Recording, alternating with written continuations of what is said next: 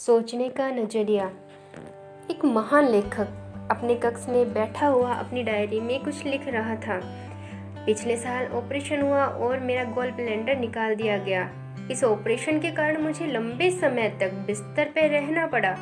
इसी साल मैं 60 वर्ष का हुआ और मेरी पसंदीदा नौकरी चली गई।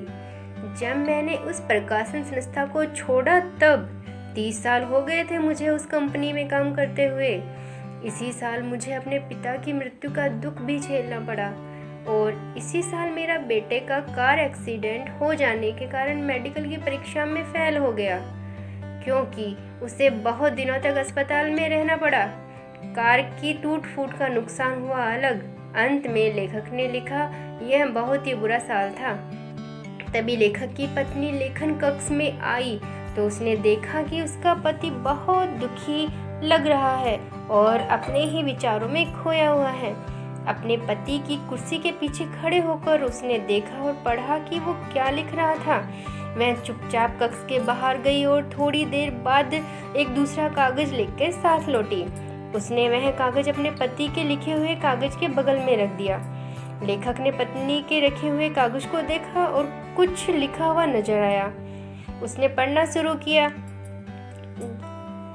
पिछले साल आखिर मुझे उस गॉल ब्लैंडर से छुटकारा मिल गया जिसके कारण मैं सालों से दर्द से परेशान था। इसी साल मैं 60 वर्ष का होकर स्वस्थ दुरुस्त अपनी प्रकाशन कंपनी की नौकरी से रिटायर हुआ। अब मैं पूरा ध्यान लगाकर शांति के साथ अपने समय का उपयोग और बढ़िया लिखने के लिए कर पाऊंगा। इसी साल मेरे 95 वर्ष के पिता बगैर किसी आश्रित हुए बिना किसी गंभीर बीमारी के परमात्मा के पास चले गए।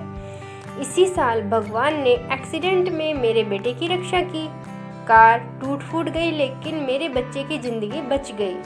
उसे एक नई जिंदगी मिली, साथ ही उसके हाथ पांव भी सलामत है।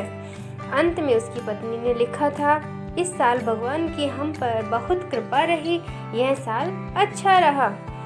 ये कहानी आपको अगर पसंद आई हो तो कहानी को लाइक करें, शेयर करें और चैनल को सब्सक्राइब करें।